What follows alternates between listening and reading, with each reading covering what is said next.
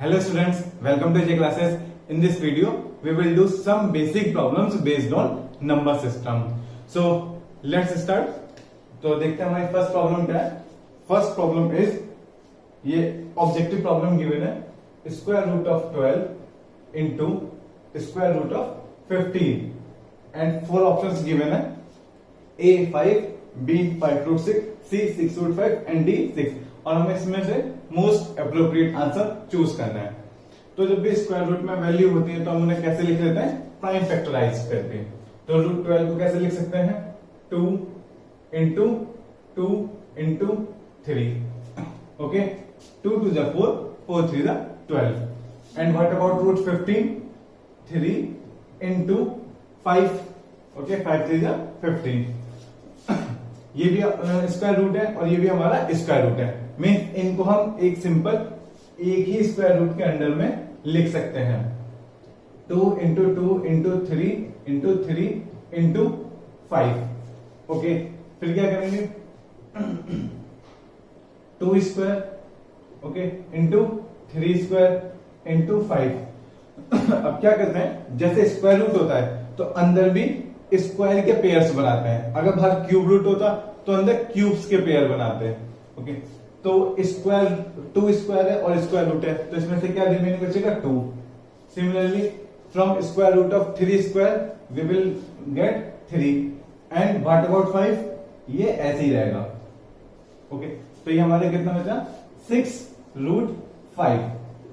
और ये हमारा कौन सा ऑप्शन है, C. C is the correct answer.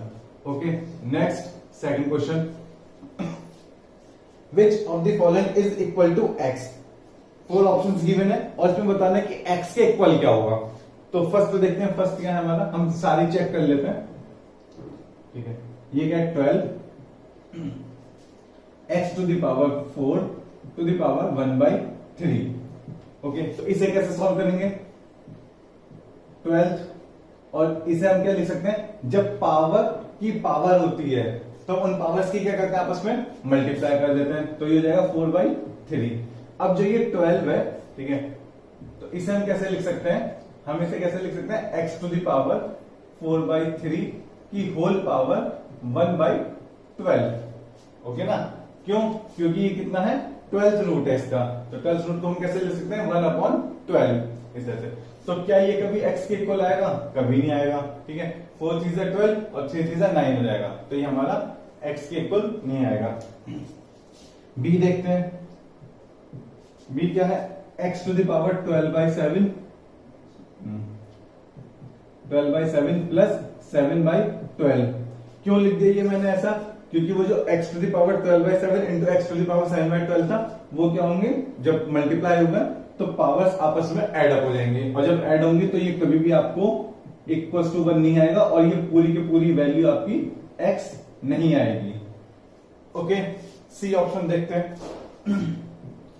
सी क्या है, square root of x cube to the power 2/3. तो इसको कैसे लिख सकते हैं हम, x क्यूब की power 1/2 whole power 2/3. Okay, square root को हम कैसे ले सकते हैं, पावर में 1/2. अब इन पावर्स के सबके आपस में क्या हो जाएगी, मल्टीप्लाई हो जाएगी. तो करके देखते हैं क्या आएगा, 3 इंटू 1/2 इंटू 2/3. 3 से 3 कैंसिल, 2 से 2 कैंसिल, कितना बचा, x to the power 1 means x. Yes, C is our correct option. Okay, तो डी चेक करने की तो कोई जरूरत ही नहीं है और डी तो वैसे भी सॉल्व नहीं हो पाएगा. आप करके देखिए. Next, an irrational number between 5 and 6. Third question है, 5 एंड 6 के बीच में इरेशनल नंबर फाइंड आउट करना है. तो हमें पता था, अगर कोई भी दो नंबर्स हैं जैसे इस तरह से a और b और इनके बीच में हमें इरेशनल नंबर फाइंड आउट करना है, तो हम कैसे करते थे, square root of A B means square root of 5 into 6. ये कितना हो जाएगा, कितना हो जाएगा, ये 5 6 30. ठीक है, और 30 को हम कैसे सॉल्व कर सकते हैं, इधर कर लेते हैं. 30 को हम और क्या लिख सकते हैं, 2 इंटू 5 इंटू 3. तो ये तो इतना ही रहेगा. मीन्स हमारा, अच्छा इसको फर्दर सॉल्व भी नहीं करना है, थर्ड का डी ऑप्शन हो जाएगा. ठीक है, ये फर्दर सॉल्व भी नहीं हो पाएगा, और इसमें भी मतलब जो आंसर्स गिवन है वो स्क्वायर रूट ऑफ 5 प्लस 6 नहीं होगा, स्क्वायर रूट ऑफ 5 माइनस 6 ये भी नहीं होगा, square root of 5 into 6 means square root A B, तो ये वाला हमारा आंसर होगा। Okay, means 5 into 6। Next fourth question यहां कर लेते हैं, 2 रूट 3 प्लस रूट 3। ओके, ये वाला देखते हैं, पहले इसे साफ कर देते हैं। 2 रूट 3 प्लस रूट 3, और मैं ये सजेस्ट करूंगा जब भी आप ये क्वेश्चंस कर रहे हैं ना, तो जब मैं क्वेश्चंस आपके स्क्रीन पर शो हो रहा है या मैं यहाँ पर लिख रहा हूं, तो आप पहले वीडियो पॉज करो, खुद ट्राई करो, ताकि जब आप इसका सॉल्यूशन देखोगे तो आपको और ज्यादा क्लियर होगा, क्योंकि आप पहले एक बार खुद ट्राई कर चुके होगे, और अगर खुद ट्राई नहीं किया तो फिर इसका कोई मतलब नहीं बनता करने का। ठीक है, एक बार आप पहले खुद ट्राई करो, फिर आप इसको फिर वीडियो स्टार्ट करो, फिर देखो कि आपने सही करा या नहीं किया। Okay, next is 2 root 3 plus root 3। तो इसे कैसे करेंगे, देखो इन दोनों डिजिट में क्या कॉमन है, रूट 3, मतलब इन दोनों टर्म्स में क्या कॉमन है, रूट 3। तो रूट 3 मैंने क्या ले लिया, कॉमन ले लिया, तो ब्रैकेट के अंदर क्या बचेगा, यहां से कितना बचेगा 2, और यहां से कितना बचेगा 1, तो ये कितना हो गया रूट 3 इंटू 3, और जिसे हम क्या लिख सकते हैं 3 रूट 3। ओके, तो correct option is D. Next fifth ये अच्छा क्वेश्चन है, fifth 5x equals to 3 plus root 8, what about X square plus 1 by X square. Okay, देखते हैं इस टाइप का इक्वेशन आपको मिल ही जाता है एग्जाम में। ठीक है, और अब इसको करने का क्या मेथड है, क्या प्रोसीजर है, वो देखते हैं। x की वैल्यू गिवन है 3 प्लस रूट 8, तो मैं क्या करूं, पहले एक्स स्क्वायर की वैल्यू निकाल लूं और 1 बाई एक्स स्क्वायर की वैल्यू निकाल लूं, वो दो इक्वेशन बनाकर दोनों को ऐड कर देंगे, तो X square plus 1 by X square आ जाएगा। तो करते हैं, x गिवन है, एक्स स्क्वायर निकालना होगा, तो क्या करेंगे 3 प्लस रूट 8 का whole square, and this will give you 9 plus 8 plus 2 into 3 into root 8। Okay, 9 means A square, 8 means root 8 square, तो रूट 8 स्क्वायर का कितना होगा, सिर्फ 8 रिमेनिंग बचेगा, क्योंकि स्क्वायर से स्क्वायर रूट कैंसिल हो जाएगा। Then 9 plus 8 17 plus 6 root 8। देखते रहना कि कैलकुलेशन कोई गलती ना हो जाए। ठीक है, और नेक्स्ट क्या है हमारा 1 बाई एक्स स्क्वायर। अब 1 बाई एक्स स्क्वायर है, तो इसको कैसे लिखेंगे हम, क्या मैं एक्स स्क्वायर की वैल्यू 17 प्लस 6 रूट 8 थी, तो 1 बाई एक्स स्क्वायर को 17 प्लस 6 रूट 8 लिख सकता हूं, ना, क्योंकि एक्स स्क्वायर ये था, दोनों का रेसिप्रोकल ले लिया, मीन्स इसे भी 1 बाई कर दिया और इसे भी 1 अपॉन कर दिया, तो दोनों का लिख सकता हूं। अब मेरा नेक्स्ट टास्क क्या होगा ना, जब भी ये जो मेरा सेकंड वाला टर्म गिवन होगा 1 बाई एक्स स्क्वायर या 1 बाई एक्स क्यूब, उसे हमें करना होगा रेशनलाइज। ओके, जब भी यहाँ पे दोनों सेम टर्म्स गिवन होंगे ना, जैसे X square plus 1 by X square या X cube plus 1 by X cube, तो पहले एक्स स्क्वायर ये एक्स क्यूब जो भी फर्स्ट नंबर पर है उससे सॉल्व कर लेंगे, और बस दूसरे उसकी वैल्यू सेकंड वाले की वैल्यू के लिए उसे क्या करेंगे, उसका रेसिप्रोकल या इनवर्स ले लो। ओके, तो ये हो गया। अब इसको रेशनलाइज करते हैं। रेशनलाइज कैसे करेंगे, इसके कॉन्जुगेट से मल्टीप्लाई और डिवाइड करके, तो करते हैं मल्टीप्लाई डिवाइड, वो नेक्स्ट लाइन में करते हैं। 17 plus 6 root 8 multiply by 17 minus 6 root 8 divided by 17 minus 6 root 8। Okay, अब मल्टीप्लाई करते हैं 17 माइनस 6 रूट 8। ओके, अब आप देखना यहां क्या आएगा, a plus B into A minus B, A square minus B square, तो 17 square minus 6 root 8 to the whole square.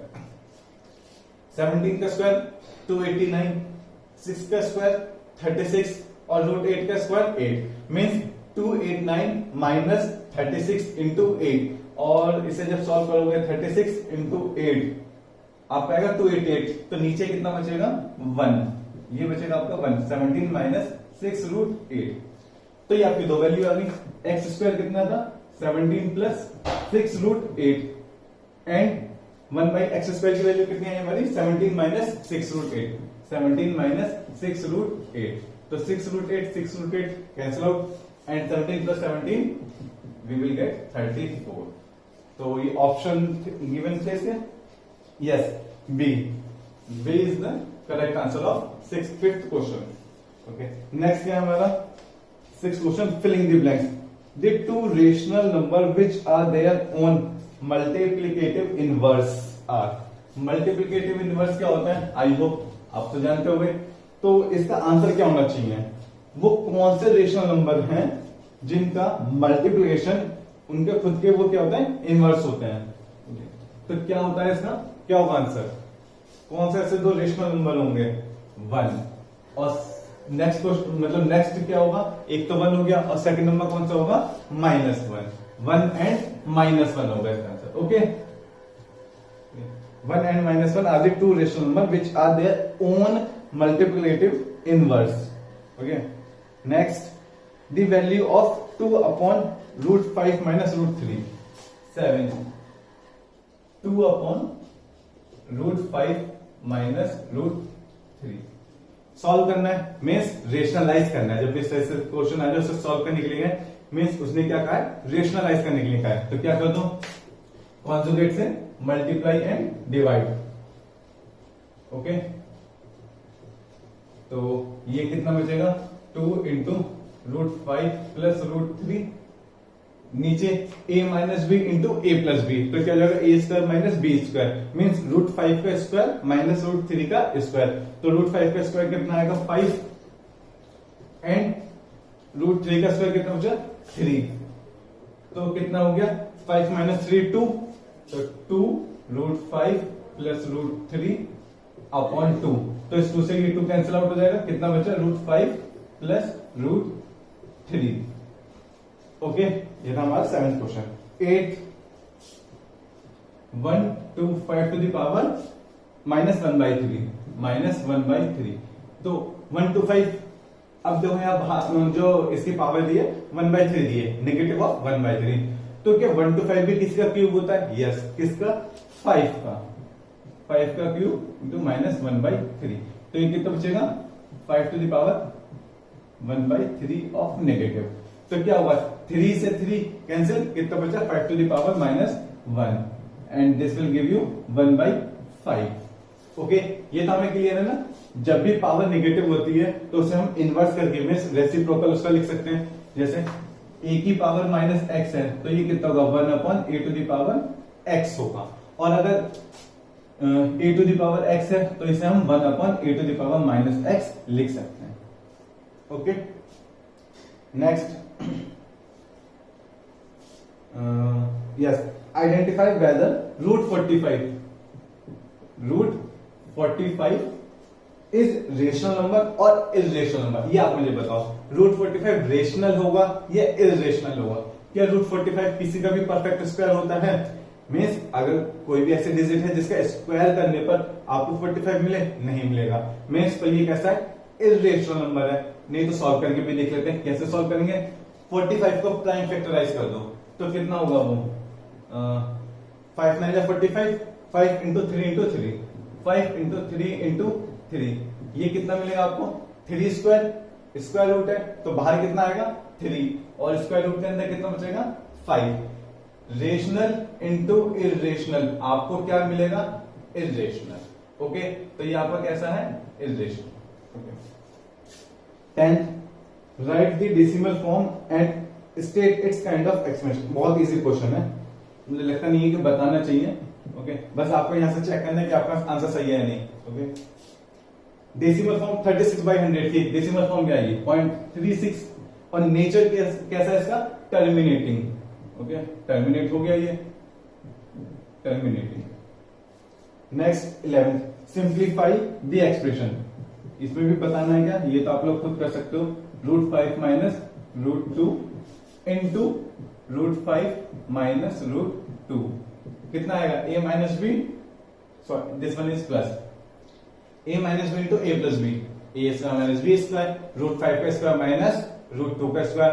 5 minus 2 बचेगा क्योंकि √5 का स्क्वायर 5, √2 का स्क्वायर 2 मीन्स 5 माइनस 2 और 5 माइनस 2 इक्वल्स टू कितना होगा? 3. Okay, yes. Next question is 12. Recall pi is defined as the ratio of the circumference of a circle to its dia, that is pi equals to c upon d. This seems to be contradict the fact that is irrational. How will you resolve this contradiction? में question क्या है, देखो question क्या है कि जो पाई होता है हम यूज करते हैं, उसकी जो स्टैंडर्ड डेफिनेशन होती है वो एक सर्कल से आती है. मीन्स किसी भी सर्कल में जो उसकी सरकमफ्रेंस है और उसका जो डाया है मीन्स डायमीटर, इनका रेशियो क्या होता है, कांस्टेंट होता है. किसी भी सर्कल में, चाहे आप एक छोटा सर्कल ले लें एक बड़ा सर्कल ले लें, उस सर्कल के लिए सरकमफ्रेंस और डायमीटर का रेशियो क्या होता है, ऑलवेज कांस्टेंट होता है. तो ये कहा जा रहा है इस क्वेश्चन में कि जब हम एक तरफ ये कहने कि पाई रेशियो है किसका, सरकमफ्रेंस और डायमीटर का, और दूसरी तरफ हम ये कहने कि पाई इरेशनल है, तो ये स्टेटमेंट एक दूसरे को कॉन्ट्राडिक्ट कर रहे हैं. तो आप इसे कैसे जस्टिफाई करोगे कि ये हमारा सही है? तो इसका जो आंसर है वो आंसर क्या है कि जब आप मेजर करते हैं ना, या हम मेजरमेंट करते हैं सरकमफ्रेंस और डायमीटर का, वो हम क्या करते हैं, एक्यूरेट मेजर नहीं करते.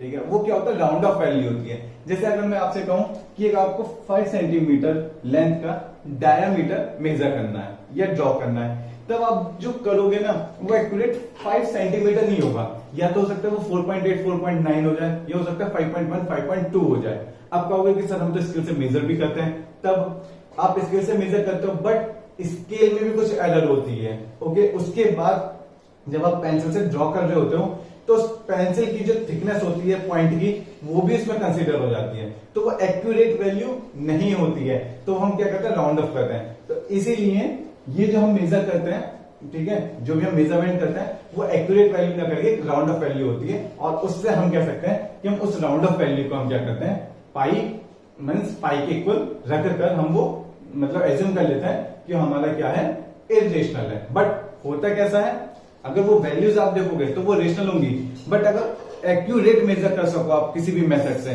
तो आपको क्या पता चलेगा कि वो एक इरेशनल नंबर है, और आप उसे मेजर ही नहीं कर पाओगे. क्यों?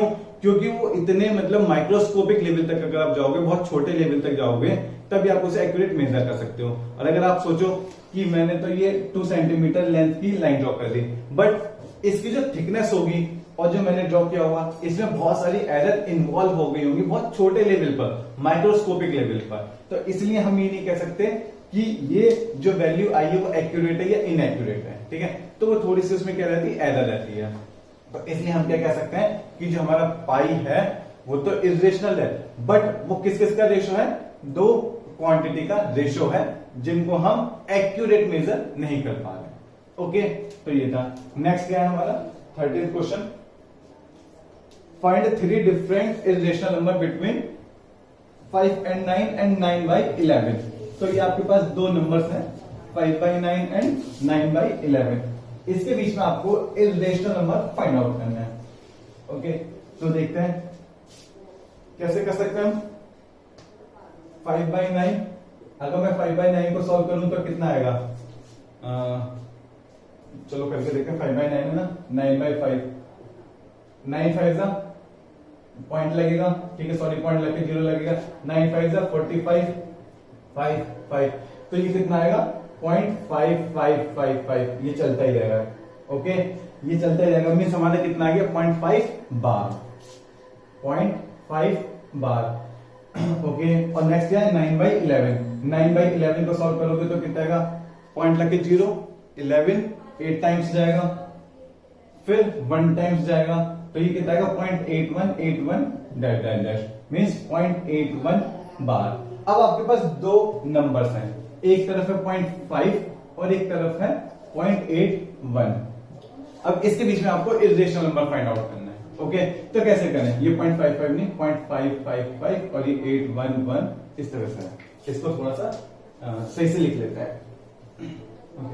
क्या है हमारे 0.5 बार एंड 0.81 बार, इनके बीच में हमें इरेशनल नंबर फाइंड आउट करना है. अब रेशनल हो या इरेशनल हो, हमें क्या, हम तो कर सकते हैं. कैसे कर सकते हैं, जैसे ये 0.55 ये है, आप इससे थोड़ी सी बड़ी वैल्यू ले लो. थोड़ी सी बड़ी का क्या मतलब है, 0.56 ले लो.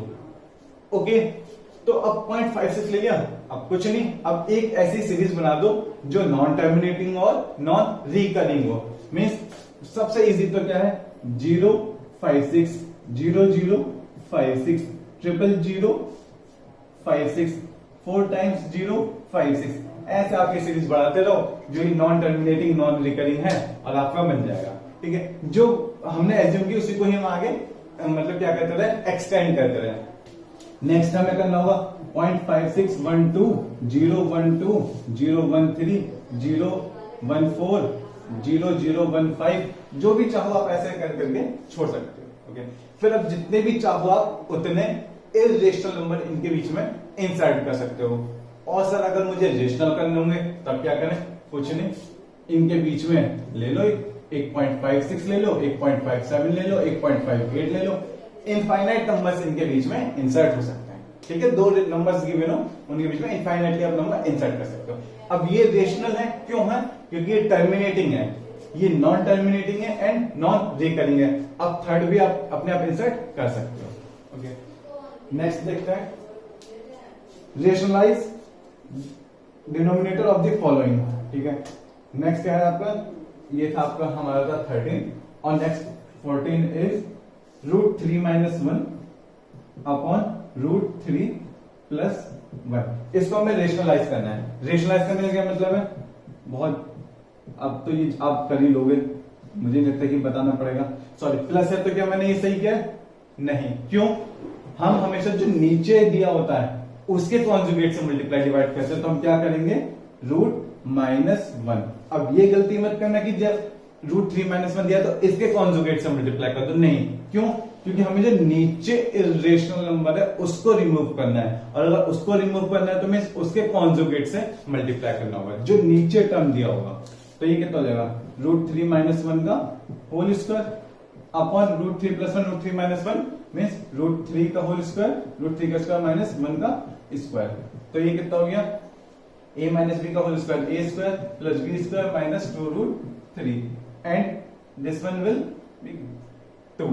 तो ये कितना हो जाएगा, 4 - 2√3 अपॉन 2 एंड ये हो जाएगा हमारा 2 - √3। ओके, 2 से डिवाइड कर देंगे, ऊपर 2 कॉमन ले लो तो 2 - √3 बचेगा, फिर 2 से 2 कैंसिल आउट हो जाएगा। तो ये थी हमारी कुछ बेसिक प्रॉब्लम्स। इसके बाद हम और ट्राई करेंगे कि इसके और प्रैक्टिस क्वेश्चंस हम अटेम्प्ट करें ताकि हमारे और कॉन्सेप्ट क्लियर हो, क्योंकि नंबर सिस्टम पूरे लाइफ काम आएगा आपके। ठीक है, ये यहां खत्म नहीं होगा 9th या 10th क्लास में, ये आगे भी काम आता रहता है, तो इसलिए ये कैलकुलेशन बेस्ड क्वेश्चन आपको जरूर आने चाहिए। Okay, thank you.